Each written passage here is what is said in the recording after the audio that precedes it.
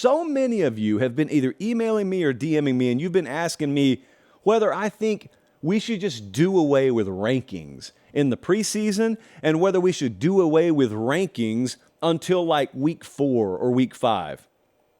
And I've never talked about it on the show a single time. What's the problem? The real problem. I know what some of you say the problem is. Some of you say, and this is an innocent enough thought, like there's logic behind this. Some of you think that if we come into a season where there's a bad team, but everyone thinks they're good, so they're falsely inflated in the polls, it takes forever for that team to drop down to where they should be, and they enjoy an unfair benefit of the doubt. Conversely, there could be a really good team, but if no one believes in them, it takes them forever to rise up the ladder. But my question has always been, what does it actually impact? We're not in the AP era anymore. We're not even in the BCS era anymore. None of these people's votes, unfortunately, the JP poll itself is not even baked into the college football playoff criteria or the committee. And so I keep asking for everyone who gets bent out of shape because every team's not slotted exactly where you want them to be, what's the harm? That we're not curing cancer here. Like, this is college football. People are just having fun. So let's walk this through for just a second. I'm not going to take too long on this, but let's say this is not a pen. I have a magic wand in my hand. And boppity-boo, there you go. Okay, you got your wish. It is now a federal crime for anyone to release a college football poll or power ranking or rating before week 4. What are they going to do? Are we just going to sketch it on a pizza box instead? We're going to run polls underground instead? Are we going to bootleg poll? Like, polls aren't going anywhere. People thinking about college football teams in order of lists and rankings and ratings, it's not going anywhere. You take away the ability to post it on the internet, so people just think it instead. People still talk about it. Well, we're not allowed to release this, but hey, if we did it, where would you put NC State? Hey, do you think Clemson's better than Tennessee? I do too, yeah.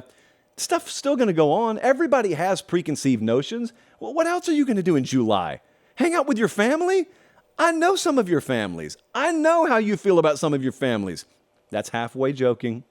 You guys know that I love you.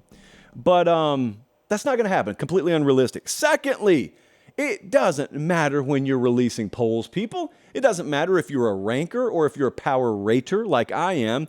The key is in flexibility. The key is just to make sure that you don't get married to your preseason opinions. Like Mimo always said, never marry an opinion in July that you're not willing to divorce at halftime of week 1. As long as you buy into Mimo's philosophy there, you're okay. It doesn't matter if you have LSU number 1 in your preseason rankings. It may be embarrassing, but it doesn't matter if you have them number 1. As long as you're willing to watch them get drugged by FSU in the second half and say, nope, think I had them way too high. I'm going to drop them to 16th instead of 5th. Now, if you're in the power ratings world like I am, if you do what I do in the JP poll, that's not really the way you think. The only thing you're thinking is, well, who would I favor against who tomorrow? And that's really forward thinking. That's not looking in the rearview mirror. Like sure, what you've done is baked into a stat profile that is then properly weighted in different ways, but it's not like the kind of merit-based system that an AP poll would provide, in other words. And by the way, if the casual public understood that and only that, I would get 70% less comments than I do on that thing. Because as much as I try and explain it, and I beat that dead horse and then I run over it, back up, run over it again, it doesn't matter. I am about to get someone say, how could you have Ohio State there when they struggled in week 1? Because they'd still be favored against everyone if they played this week. That's it. They could have beaten Indiana 7-3 and they'd still be in the top 5 because they'd be favored over those teams this upcoming week. That's it. That doesn't mean they'd beat them. But let me ask you guys something.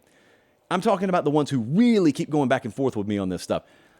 How long do you think it would take? How many seconds do you think it would take for people to put you out of business if you truly ran a sports book and you released odds for the public to bet on right in line with the comments some of you guys are making on the JP poll?